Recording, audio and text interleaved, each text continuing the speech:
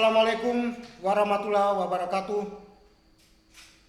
Salam sejahtera, salve, Om Swastiastu, nama budaya, salam kebajikan. Sahabat Bawaslu dimanapun Anda berada, jumpa lagi dengan saya, Uran Koban, dalam Bincang-Bincang Pemilu Bawaslu Kabupaten Lembata edisi ke-9. Seperti biasa tentunya, saya tidak selalu sendirian, pasti ditemani oleh orang-orang hebat di Lembata ini. Dan malam hari ini, di kesempatan kali ini, hadir seorang narasumber yang di samping saya ini, ya masih muda, masih ganteng. Beliau adalah Bapak Silvianus Louis Mudaj, SSTP MPP. Beliau ini magister kebijakan publik yang sudah 3 tahun beliau menyelesaikan pendidikannya di Australian National University. Beliau akan bersama-sama dengan saya dan sahabat Bawaslu untuk berbincang-bincang dengan tema malam hari ini terkait dengan dampak pemilu terhadap ekonomi masyarakat. Kita sapa dulu Bung Vigo Bung Vigo, selamat malam. Apa kabar Bung Vigo? Sehat, Om Bro. Aduh, alhamdulillah. Ini malam hari ini tambah segar saja ini Bung Vigo ini. Sudah lama tidak ketemu ya. Oke Bung Vigo. Kalau kita melihat pada kondisi atau konstelasi sekarang, ini orang memang di mana-mana orang bicara soal pemilu ini. Pemilu. PKPU Peraturan Komisi Pemilihan nomor 3 tahun 2022 tentang tahapan dan jadwal itu gong pemilu itu sudah didengungkan dari 14 Juni 2022 dan sampai 20 Oktober 2024 kira-kira seperti itu. Dan ini range waktu yang mulai dari gong itu didengungkan sampai pada puncaknya di 14 Februari tahun 2022 ini sebuah proses yang dengan sekitar 11 tahapan lah. Tahapan mulai dari perencanaan sampai di eksekusi terakhir di tanggal 14 Februari. Tahapan-tahapan ini tentunya berdampak pada kehidupan sosial masyarakat. Ya, kira-kira apakah ada terdapat korelasi antara hasil pemilihan umum dan upaya pemerintah daerah dalam meningkatkan daya saing ekonomi lokal? Mungkin bisa direspon untuk sahabat Bawaslu di luar sana juga bisa memahami soal ini. Silakan Bung Vigo. Baik, terima kasih Om Uran. Jadi dengan panjang tahapan pemilu yang sudah ditetapkan oleh pemerintah itu terdapat dampak jangka pendek dalam tahapan pemilu terhadap kondisi atau dinamika ekonomi di masyarakat khususnya di daerah, yaitu adanya peningkatan daya beli masyarakat atau peningkatan konsumsi di masyarakat yang diakibatkan oleh adanya aktivitas-aktivitas sosialisasi dari calon peserta pemilu, di mana mereka mengeluarkan misalnya biaya untuk sosialisasi, dan itu dia dalam jangka pendek dia meningkatkan daya beli masyarakat. Namun di sisi lain juga itu juga meningkatkan inflasi walaupun tidak besar, karena pada dasarnya ketika daya beli masyarakat meningkat tidak diimbangi oleh peningkatan produksi barang dan jasa, maka akan berdampak pada kenaikan harga barang. Tetapi karena peristiwa pemilu ini adalah peristiwa yang temporer bukan reguler, sehingga dampak dari inflasi itu tidak terlalu terasa. Tetapi dia meningkatkan konsumsi masyarakat dan juga kemudian meningkatkan kesempatan kerja, walaupun kesempatan kerja jangka pendek karena banyak masyarakat yang kemudian dilibatkan sebagai tim sukses maupun penyelenggara pemilu, sehingga itu memberikan tambahan pendapatan bagi mereka yang pada akhirnya meningkatkan belanja dari masyarakat, seperti itu. Sementara, itu jangka pendeknya. Kalau jangka panjangnya kira-kira seperti Kalau jangka panjangnya itu kita melihat setelah hasil dari pemilu ini. Jadi kualitas dari pemilihan umum yang dihasilkan itu menentukan kondisi ekonomi di suatu wilayah. Seperti yang tadi Om Uran sampaikan bahwa apakah hasil pemilu itu dia meningkatkan punya korelasi terhadap daya saing daerah, saya bisa mengatakan ya punya korelasi, karena kebijakan yang dihasilkan oleh pemerintahan yang terpilih itu kemudian dia mempengaruhi aktivitas perekonomian, dan kebijakan-kebijakan yang dihasilkan itu kemudian direspon oleh pasar, sehingga apa yang dihasilkan dari hasil pemilu ini, baik pemerintah maupun anggota legislatif itu kemudian mereka menghasilkan paket-paket kebijakan yang kemudian itu direspon oleh masyarakat publik dan juga oleh pasar, dan apabila kualitas dari pemilihan umum itu baik, maka korelasinya adanya perkembangan ekonomi secara positif di masyarakat, di mana daya saing masyarakat itu bisa meningkat, karena pada dasarnya namanya daya saing adalah keunggulan yang dimiliki oleh entitas, baik ini individu ataupun kelompok, dalam memanfaatkan sumber-sumber daya ekonomi untuk menghasilkan barang dan jasa yang kemudian pada hasilnya bisa berguna bagi kehidupan publik sendiri.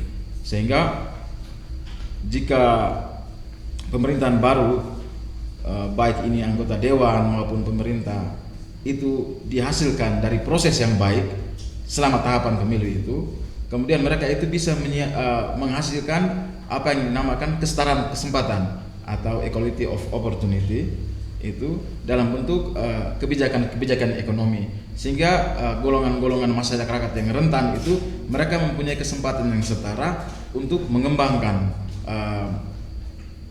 ekonominya setara dengan kelompok-kelompok yang selama ini sudah mapan secara ekonomi. Baik Bu Vigo, kalau setelah 14 Februari tentunya ada perubahan kepemimpinan, ya perubahan kepemimpinan yang juga pasti berpengaruh terhadap kebijakan pembangunan infrastruktur di daerah, iya kan? Tentunya pasti itu. Kira itu menurut pandangan Bung Vigo seperti apa itu? Jadi kita lihat kembali bahwa infrastruktur itu adalah salah satu faktor penting dalam menentukan berkembangnya ekonomi suatu daerah itu. Jadi pemerintahan yang baru hasil dari pemilihan umum itu mereka memiliki pandangan atau prioritas yang tentu berbeda dengan pemerintahan sebelumnya dalam bagaimana menghasilkan kebijakan untuk pertumbuhan ekonomi, dan juga bagaimana menghasilkan kebijakan untuk mendistribusikan sumber daya yang dimiliki, terutama sumber daya yang dimiliki oleh pemerintah terhadap kelompok-kelompok yang ada dalam masyarakat. Sehingga ketika kita kaitkan dengan infrastruktur, misalnya ketika misalnya pemerintah yang baru mereka memiliki konsep pembangunan atau konsep pengembangan ekonomi yang berbeda, maka kebijakan-kebijakan pengembangan infrastruktur pun kemudian menyesuaikan dengan platform atau janji-janji politik atau ideologi yang mereka tawarkan selama masa kampanye, sehingga hal itu mereka akan realisasikan sebagai pemenuhan janji kepada konstituen yang sudah mempercayakan mereka untuk memegang jabatan-jabatan publik dalam pemilihan umum. Jadi setiap pemerintahan baru itu pasti punya kebijakan ekonomi yang baru, ya. Atau bisa juga dia meneruskan kebijakan yang lama? Bisa juga, Muran. Itu tergantung dari bagaimana hasil evaluasi mereka terhadap kebijakan-kebijakan yang telah dilakukan oleh pemerintahan sebelumnya. Apabila mereka mengevaluasi dan ternyata kebijakan lama itu masih bagus dan masih bisa dilanjutkan, maka mereka akan terus melanjutkan. Tetapi apabila mereka melihat adanya kekurangan-kekurangan dalam kebijakan-kebijakan pembangunan atau pengembangan ekonomi yang dilakukan oleh pemerintahan sebelumnya itu tidak signifikan atau tidak sesuai dengan janji politik yang mereka tawarkan, maka mereka kemudian akan merancang kembali berdasarkan pandangan politik maupun kemudian ideologi yang mereka miliki, termasuk juga pandangan ekonomi. Itu berlaku secara nasional maupun daerah? Itu bisa berlaku secara nasional, bisa juga berlaku secara daerah. Namun demikian pemerintahan baru pun kemudian mereka tidak bisa bebas saja merancang kebijakan-kebijakan ekonomi mereka, karena mereka juga harus melihat faktor-faktor lain, terutama faktor-faktor eksternal, misalnya situasi global maupun kebijakan nasional, yang tentunya itu mereka harus menyesuaikan atau menyelaraskan dengan rancangan dari kebijakan-kebijakan ekonomi yang mereka tawarkan. Sehingga selain dari janji politik, tetapi juga mereka juga harus memperhatikan Kalau terhadap sumber daya, kebijakan-kebijakan pembangunan distribusi sumber daya itu kira-kira pengaruhnya seperti apa? Itu juga pengaruhnya juga saya pikir cukup signifikan terkait dengan distribusi sumber daya. Terutama mereka bisa menggunakan instrumen, yaitu bagaimana mereka menciptakan regulasi mengenai pajak atau retribusi daerah maupun alokasi belanja pemerintah yang sudah dialokasikan dalam anggaran dan pendapatan belanja daerah itu.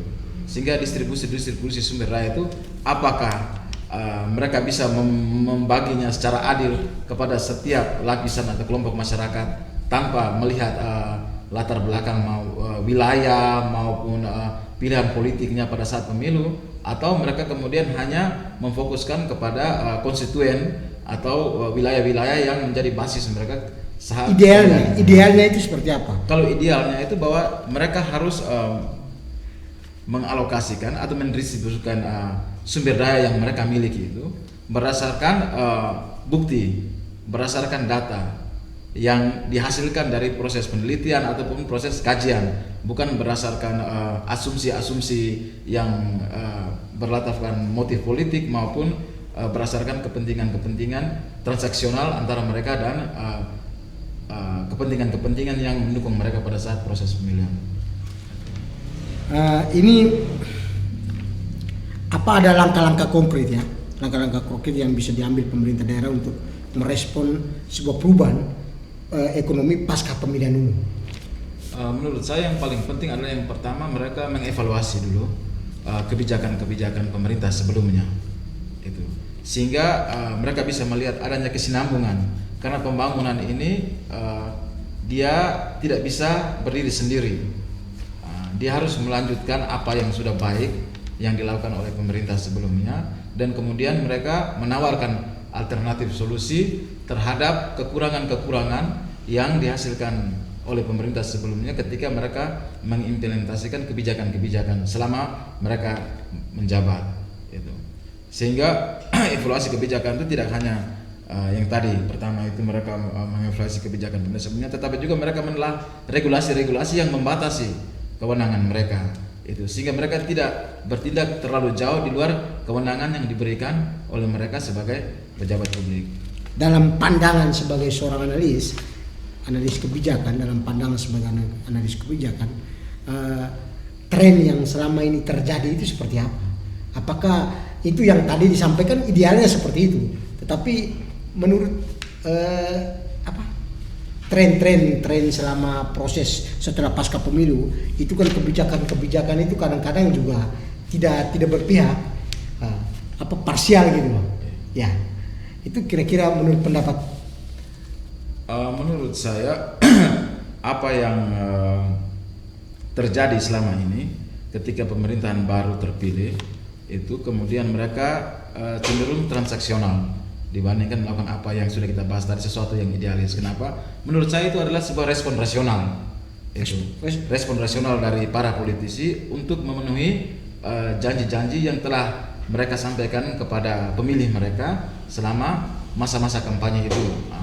Ketika masa kampanye itu mereka bisa menjanjikan apa saja yang kemudian itu menjadi tanggung jawab mereka untuk memenuhi janji-janji kampanye. Dan menurut saya bahwa dengan model politik berbiaya tinggi yang ada di negara kita, maka apa yang mereka lakukan itu hanya semata-mata sebagai respon rasional itu yang mereka ambil untuk kemudian memenuhi apa yang sudah mereka janjikan kepada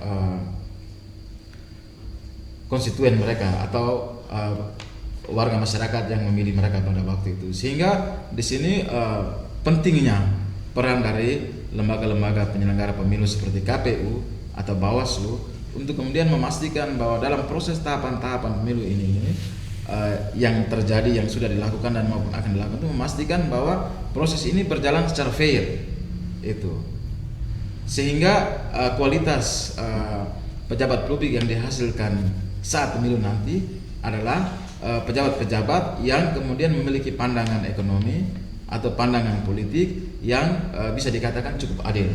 Artinya di satu sisi mereka bagaimana memikirkan pertumbuhan ekonomi wilayah, tetapi juga di satu sisi juga mereka bisa memikirkan juga bagaimana mendistribusikan sumber daya yang kita miliki, sumber daya yang terbatas yang kita miliki ini, bagaimana mendistribusikan secara adil kepada setiap kelompok masyarakat yang ada dalam wilayah di mana mereka pimpin. Baik, Bung Vigo, menarik ini memang. Tapi kita dibatasi oleh waktu ya, kita dibatasi oleh waktu, dan mungkin ke depan kita masih akan bertemu lagi untuk berbincang-bincang lagi. Sebelum kita mengakhiri bincang-bincang kita, informasi yang sudah dibagikan terkait dampak pemilu terhadap ekonomi masyarakat, dari proses sampai pada pasca, ya pasca pemilu itu ada dampak yang begitu besar ya terhadap ekonomi masyarakat. Mungkin saya minta pandangan atau seperti closing statement terakhir lah untuk terkait dengan ini. Kalau closing statement terakhir itu saya meminjam ungkapan seorang penyair Jerman pada abad ke-19. Itu dia mengatakan bahwa buta yang paling buruk itu adalah buta politik. Orang yang tidak mau mendengar, orang yang tidak mau berbicara, orang yang tidak mau berpartisipasi dalam kegiatan politik, itu mereka tidak menyadari bahwa biaya hidup, harga barang-barang, harga ikan, harga pangan, harga tepung, bahkan harga obat-obatan itu ditentukan dari keputusan politik. Jadi mereka yang memusungkan dada lalu mengatakan bahwa saya membenci politik, itu mereka tidak menyadari bahwa kebodohan mereka itu menghasilkan pelacur, menghasilkan pencuri, menghasilkan penjahat, dan menghasilkan politik kotor yang kemudian merusak masyarakat atau komunitas di mana mereka hidup. Jadi politik itu dia penting karena dia menentukan aspek-aspek vital yang ada dalam masyarakat. Itu. Baik, Bung Vigo, terima kasih banyak. Sahabat Bawaslu dimanapun Anda berada, kita sudah sampai pada penghujung waktu kita. Sekali lagi Bung Vigo, terima kasih banyak atas luangan waktunya, atas kesediaannya boleh hadir di ruang media center bincang-bincang pemilu Bawaslu malam hari ini. Sahabat Bawaslu dimanapun Anda berada, terlepas dari apakah ada dampak ekonomi, dampak pemilu terhadap ekonomi masyarakat, tentunya yang paling penting bagi kita adalah 14 Februari 2024 datanglah ke TPS, berikan hak suaramu. Karena apa? Di situ kita memilih pemimpin bangsa, pemimpin daerah 5 tahun ke depan. Salah pilih itu akan membuat kita dalam perjalanan 5 tahun ke depan itu akan seperti apa yang disampaikan Bung Vigo tadi, bahwa ketika kita salah memilih maka 5 tahun ke depan kita tidak boleh, ya kita harus menerima kalau konsekuensi dari pilihan kita. Jadi sekali lagi sahabat Bawaslu, selamat malam, sampai ketemu lagi di bincang-bincang pemilu Bawaslu Kabupaten Lembata edisi berikutnya. Salam awas bersama rakyat, awasi pemilu bersama Bawaslu, tegakkan keadilan pemilu.